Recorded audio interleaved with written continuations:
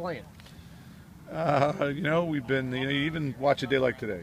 We come out here, it's, 10 minutes past 3, and practice really doesn't start till 3:45, and got 6 or 8 of our seniors out here working and guys on their own. And so those little things to me are an indication of, kind of where the team is at and what the intentions are. I would tell you that it's been a very good practice team, in spite of our recent record. We haven't dropped out of the top 10 all year, and we remain this week again. The updated RPI has us with the #1 strength of schedule overall. I think people know that we've been through a little bit of a meat grinder. At the same time, to be honest with you, we need to play better. And I think we feel like we haven't played our best lacrosse to date, but we're getting toward the end here. It better be coming soon if we expect to be the kind of team that we can be. And I don't think anyone has lost hope. And we're working at it, and our intention is to play our best game on Saturday against Bellarmine, and follow it up as we go forward. And you must want to see the guys finish strong here on Saturday, and especially for your seniors here too. Yeah, we invest so much in this, and it doesn't mean that it has to work perfectly all the time, but you'd like to see some reward for the effort put out. And if we weren't trying, it would be different. For some reason we just haven't quite found that magic spot yet, and so we just got to keep working at it. And for the seniors, always, you want to have a good day on there for the day of their final home game. It's been a really nice group. I'm very fond of a whole bunch of those guys, and they're going to be missed, as most of our senior classes are, and certainly would like to go out on a high note with them. This Bellarmine this weekend, it's not an ACC team coming in here. Is this? I know they're still a good team. Is this maybe a chance to catch your breath a little bit, or? We're so concerned right now with the quality of our play overall. Bellarmine happens to be our opponent this Saturday, and that in no way is that meant to be disrespectful. We just got to play well. If we're gonna, like I say, if we're gonna be the team that we think we can be, we got to get to it, and we can't give Saturday away. And so, playing well is an important objective for us come Saturday against a good team. Is there? Like you said, time's running out. Is there any kind of sense of urgency or anything like that to get things? I mean, the progress is there, but get it to translate. Yeah.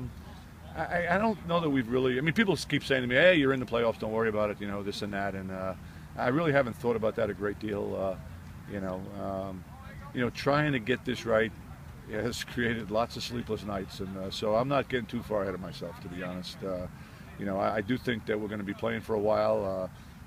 But again, we work too hard not to see the results of our work on the field, and I still think that elusive big fish is still out there for us, and everybody's got the same goal in mind.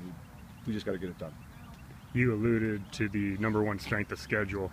Is that something that kind of gives you a little bit of comfort going into these last 2 games, knowing that even if for some reason they didn't go your way, you would have that RPI factor there?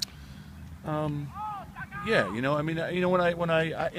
I'll be honest with you, Whitey, I beat myself up, more than you do, and you try to be honest, and but when I can actually sit down and look at it, we've played 9 games against the top 20. Nobody has done that. We've got 4 wins against the top 20, 4 good wins. If we can finish out here at and get these last couple of games, it's going to be hard to. At this point, it would be hard for me to be considered that. Geez, we've had a good season, but we're close. And what happens on Saturday and next Saturday, you're going to have a lot to say with how we look back at this, no matter what happens in the playoffs. Like I say, I can't quarrel a lot with the effort overall, but at the same time, we keep score and we put it in the funny papers, and we got to mark up a couple more W's. In the goal, that was sort of, I guess you switched it up a little in the second half last week.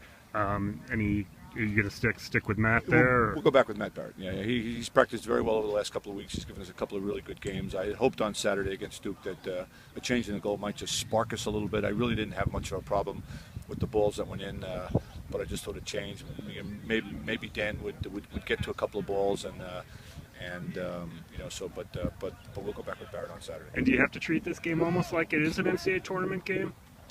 I don't know that I could treat it much more seriously than I am right now. I can remember when we beat Bucknell in the playoffs a few years ago, 2011. I remember talking in the press conference afterwards. I remember sitting at the table saying, you know, we've won a couple championships. We've been fortunate to do that. And I don't know that those felt any better than what it felt like to beat Bucknell on that day. You know, coaches live very much in the immediate. You know, for all, you know, I was watching Krzyzewski in the ACC tournament. You know, he died 1,000 deaths on that bench as Virginia was beating him. I'm watching his body language and stuff. You know, we're all the same. You know, the only thing that matters is beating Bellarmine. Let me beat Bellarmine, and anything else is possible. You know, I can live with anything else. And so I know it's crazy as that sounds, but that's how we're built. You know, and I think that's the message we're trying to communicate to our players to a certain extent. Thank you.